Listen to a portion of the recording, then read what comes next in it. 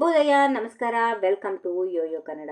ಸಮಾಜದಲ್ಲಿ ಮೇಲು ಕೀಳು ಅನ್ನೋ ಭೇದ ಭಾವದ ವಿರುದ್ಧ ಧ್ವನಿ ಎತ್ತಿರೋ ಮಧುಗಿರಿ ಶಾಸಕ ಕೆಎನ್ ರಾಜಣ್ಣ ಈಗ ಹೊಸ ಚರ್ಚೆಯನ್ನ ಹುಟ್ಟುಹಾಕಿದ್ದಾರೆ. ದಲಿತ ಸಂಘರ್ಷ ಸಮಿತಿ ಹಮ್ಮಿಕೊಂಡಿದ್ದ ಕಾರ್ಯಕ್ರಮದಲ್ಲಿ ಮಾತನಾಡಿದ ಅವರು, ದಲಿತ ಸಮುದಾಯದವರು ತಮ್ಮನ್ನ ತಾವು ಕಳವರ್ಗ ಅಂತ ಕರೆದುಕೊಳ್ಳೋದನ್ನ ನಿಲ್ಲಿಸಬೇಕು ಅಂತ ಕಿವಿ ಮಾತು ಹೇಳಿದ್ದಾರೆ. ಅಷ್ಟೇ ಅಲ್ಲದೆ ಇತ್ತೀಚಿನ ದಿನಗಳಲ್ಲಿ ದಲಿತರಲ್ಲಿ ಹೆಚ್ಚಿರೋ ಹೋಮ ಹವನಗಳ ಬಗ್ಗೆ ರಾಜಣ್ಣ ಅವರು ಮಾತುಗಳನ್ನ ಆಡಿದ್ದಾರೆ. ಅವರ ಭಾಷಣದ ಹೈಲೈಟ್ಸ್ ಇಲ್ಲಿದೆ, ನೋಡ್ಕೊಂಡು ಬರೋಣ ಬನ್ನಿ. ತುಮಕೂರು ನಗರದಲ್ಲಿ ನಡೆದ ವಿಚಾರಗೋಷ್ಠಿಯಲ್ಲಿ ಮಾತನಾಡಿದ ಕೆಎನ್ ರಾಜಣ್ಣ, ದಲಿತ ಸಮುದಾಯದವರಲ್ಲಿ ಇತ್ತೀಚೆಗೆ ಹೆಚ್ಚಿರೋ ಧಾರ್ಮಿಕ ಆಚರಣೆಗಳ ಬಗ್ಗೆ ಪ್ರಶ್ನೆ ಮಾಡಿದ್ದಾರೆ. ಇತ್ತೀಚಿನ ದಿನಗಳಲ್ಲಿ ಪೂಜೆ ಹೋಮ ಮಾಡಿಸೋರು ನಾವೇ, ಹವನ ಮಾಡಿಸೋರು ನಾವೇ, ಕಾಣಿಕೆ ಕೊಡೋರು ನಾವೇ, ಇದರಿಂದ ಬ್ರಾಹ್ಮಣರು ಲಾಭ ಮಾಡಿಕೊಳ್ತಿದ್ದಾರೆ ಅಂತ ಹೇಳಿರೋ ಅವರು ಜನರಿಗೆ ವಾಸ್ತವ ಸತ್ಯವನ್ನ ಅರ್ಥ ಮಾಡಿಸಬೇಕಾದ ಅನಿವಾರ್ಯತೆ ಇದೆ ಅಂತ ಹೇಳಿದ್ದಾರೆ. ಯುವಕರು ಇತಿಹಾಸವನ್ನ ಅರಿತು ಸತ್ಯ ಹೇಳೋದನ್ನ ಕಲಿಯಬೇಕು ಅನ್ನೋದು ಅವರ ಮುಖ್ಯ ಆಶಯವಾಗಿತ್ತು. ಇನ್ನು ಈ ಸಮಾಜದಲ್ಲಿ ನಮ್ಮನ್ನು ನಾವೇ ಕೆಳವರ್ಗ ಅಂತ ಯಾಕೆ ಕರೆದುಕೊಳ್ಬೇಕು ಅನ್ನೋದು ರಾಜಣ್ಣ ಅವರ ಪ್ರಶ್ನೆ.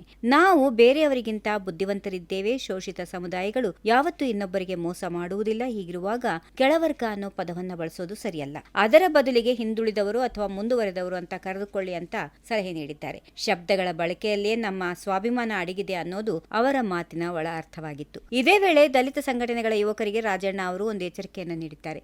ನಮ್ಮ ಹಕ್ಕುಗಳಿಗಾಗಿ ನಾವು ಒಗ್ಗಟ್ಟಾಗಿ ಹೋರಾಡೋಣ, ಆದರೆ ಯಾರೋ ನೀಡೋ ಸ್ವಾರ್ಥದ ಆಮಿಷಕ್ಕೆ ಬಲಿಯಾಗಿ ಕಾನೂನನ್ನ ದುರುಪಯೋಗ ಪಡಿಸಿಕೊಳ್ಳೋದು ಬೇಡ ಎಂದು ಹೇಳಿದ್ದಾರೆ.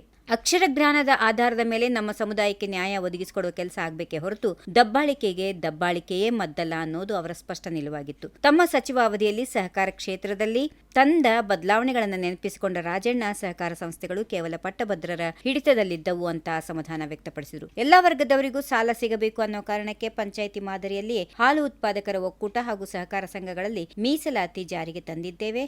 ಅದು ಸರಿಯಾಗಿ ಅನುಷ್ಠಾನವಾದರೆ ಮಾತ್ರ ಶೋಷಿತರಿಗೆ ಆರ್ಥಿಕ ನ್ಯಾಯ ಸಿಗುತ್ತೆ ಅಂತ ಅವರು ಅಭಿಪ್ರಾಯಪಟ್ಟಿದ್ದಾರೆ. If you like this video, ಬೇಗ ಲೈಕ್ ಮಾಡಿ, ಕಾಮೆಂಟ್ ಮಾಡಿ, ಶೇರ್ ಮಾಡಿ ಹಾಗೂ ಯೋಯೋ ಟಿವಿ ಕನ್ನಡವನ್ನು ಸಬ್ಸ್ಕ್ರೈಬ್ ಮಾಡಿ.